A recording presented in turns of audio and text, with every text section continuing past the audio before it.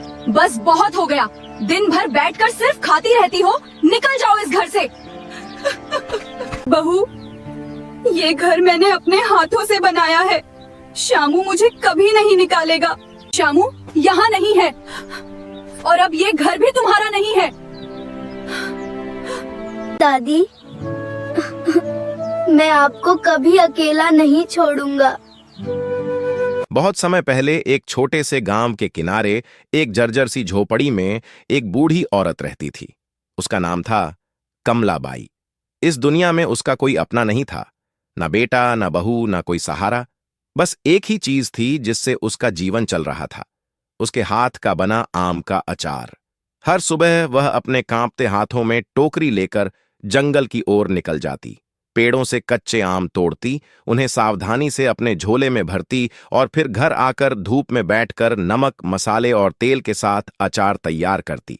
फिर वही अचार वह गांव में बेचती और उसी से अपना पेट पालती। लेकिन हर शाम जब सूरज ढलता, वह आसमान की ओर देखती और धीरे से बुदबुदाती, मेरा श्याम कब आएगा? क्या वो मुझे भूल गया?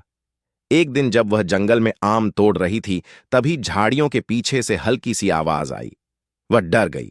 धीरे धीरे आगे बढ़ी तो देखा एक छोटा सा लड़का फटे कपड़ों में बैठा था। आंखों में डर और भूख साफ दिख रही थी। कमलाबाई ने प्यार से पूछा, बेटा, कौन हो तुम?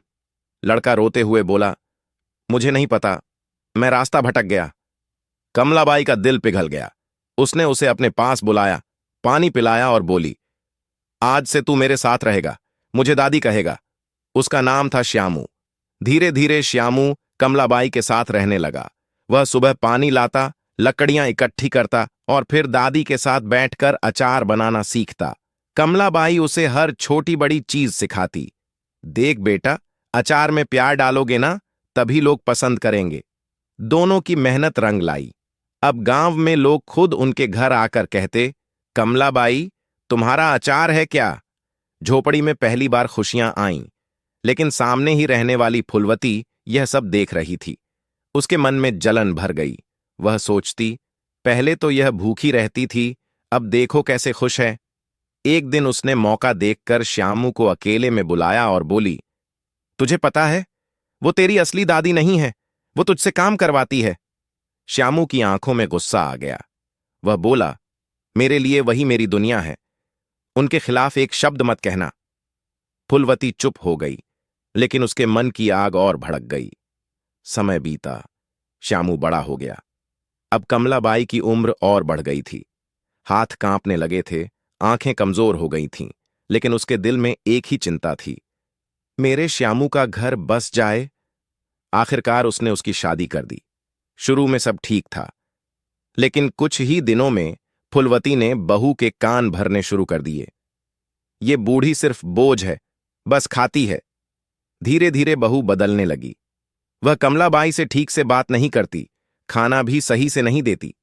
एक दिन गुस्से में उसने चिल्लाकर कहा, बस, अब बहुत हो गया, निकल जाओ यहां से। कमलाबाई का दिल टूट गया। आंखों में आंसू थे, लेकिन उसने कुछ नहीं कहा। चुपचाप अपनी झोपड़ी छोड़कर निकल गई। वह नदी किनारे पहुंची। वहां उसने सूखी लकड़ियों और पत्तों से एक छोटी सी झोपड़ी बना ली। फिर से वही काम शुरू किया, आम का अचार बनाना। लेकिन अब हर दिन वह आसमान की ओर देखकर कहती, मेरा श्यामू कब आएगा? कुछ महीनों बाद श्यामू घर लौटा। घर खाली था। उसने अपनी पत्नी से पूछा, दादी कहाँ हैं? उसने लापरवाही से कहा, मुझे नहीं पता। गांव वालों से सच सुनकर श्यामू के पैरों तले जमीन खिसक गई। वह दौड़ पड़ा। नदी किनारे पहुंचा तो देखा, उसकी दादी कांपते हाथों से अचार बना रही थी। दादी! कमलाबाई ने जैसे ही आवाज सुनी, मुड़ी और उसकी आंखों में आंसू भर आए। श्यामू दौड़कर आया और उसे गले लगा लिया। मैं आपको लेने आया हूं, अब मैं आपको कभी अकेला नहीं छोड़ूंगा। वह उसे वापस घर ले आया। गुस्से में उसने अपनी पत्नी को घर से निकालने की कोशिश की, लेकिन कमलाबाई ने उसका हाथ पकड़ लिया और बोली, नहीं बेटा, घर तो जोड़ने से बनता है, तोड़ने से नहीं। श्यामू रो पड़ा और उस दिन के बाद उस घर में फिर से अचार की खुशबू के साथ खुशियां बस गईं। अगर आपको भी लगता है कि बुजुर्ग कभी बोझ नहीं होते, तो इस वीडियो को लाइक और शेयर जरूर करें ताकि हर बेटा अपनी माँ की कीमत समझ सके।